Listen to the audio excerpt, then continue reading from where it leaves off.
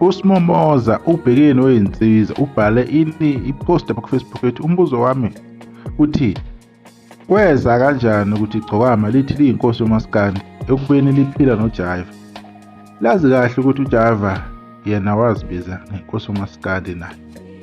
Ungizwe nawe umeqa kanjani uJaiva? Kusho ukuthi bamenza isingayingi?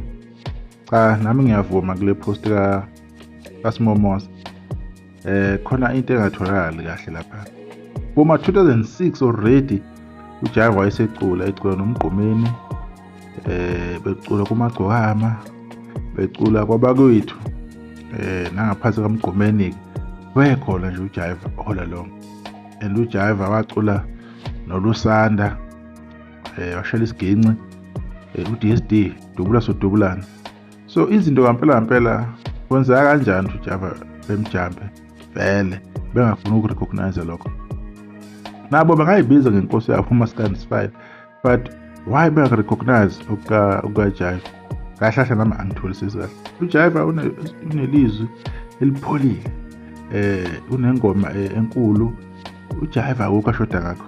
uJaiva into ashoda ngayodwa, abalandeli abazomphusha bemphushe isikhathi eside kuphela. Kodwa kumsebenzi wakhe uhamba kahle, akukho lapho ashoda khona.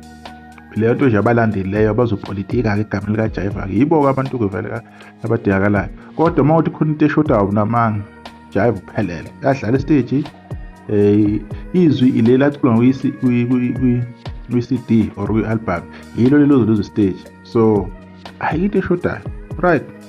Abalandeli lapha bese bekhuluma kuma comment section. Maskandi MSK wathi qova Momoza uthembe lani uthi kodwa masikhuluma iqiniso komculo nje kaMaskandi.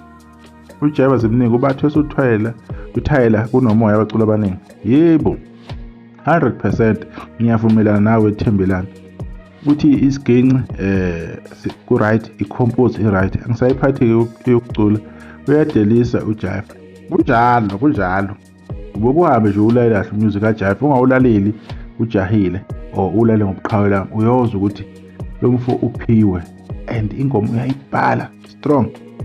Uma siqhubeka lapha nama comment, uVC me uthi isingayinga wena ngcono uhlobo olulo umculo obhizi enakana nabaculi bangampela abadumile esikhundleni sokunakana nalokubhimba kwakhe.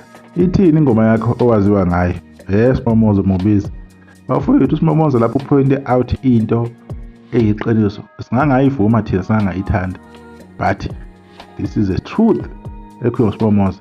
Akusizi bafowethu ukuthi lokhu siphike lokho selesiyale. Umfoka Bhisho uthi ngiyaqala ukubona ukukhuluma ubuxoki nokuxova njengothola sizobuthelezi. Basuke bakunqomba bathi awuyikhuluma into engekho, usuyabheda ke manje. Bafowethu akasho ngolubi ngokumthandeni. Uthe kanjani bangirecognize? Nami lokho engiyibuza khona ukuthi how come ukuthi bengamrecognize ngempela uJaiva.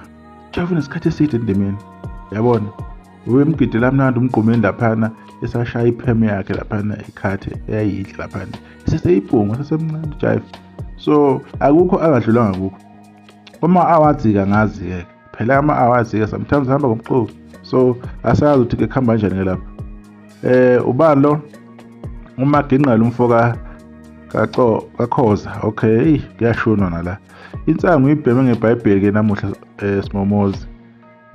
Nizele imthwe kanje uSimomoza ngenxa ukuthi uqiniso nje. uJuna Smira zethena uthi ayifike fast kuJaiva, azovuleka amehlo. Umuzi ndida uthi ubhudi ngabe uyakha noma uyabhidliza. Khuluma bhudi, hayi uyakha impela, angifuna uqaba manga. Sobethu Dalisa uthi nazo ke Momoza.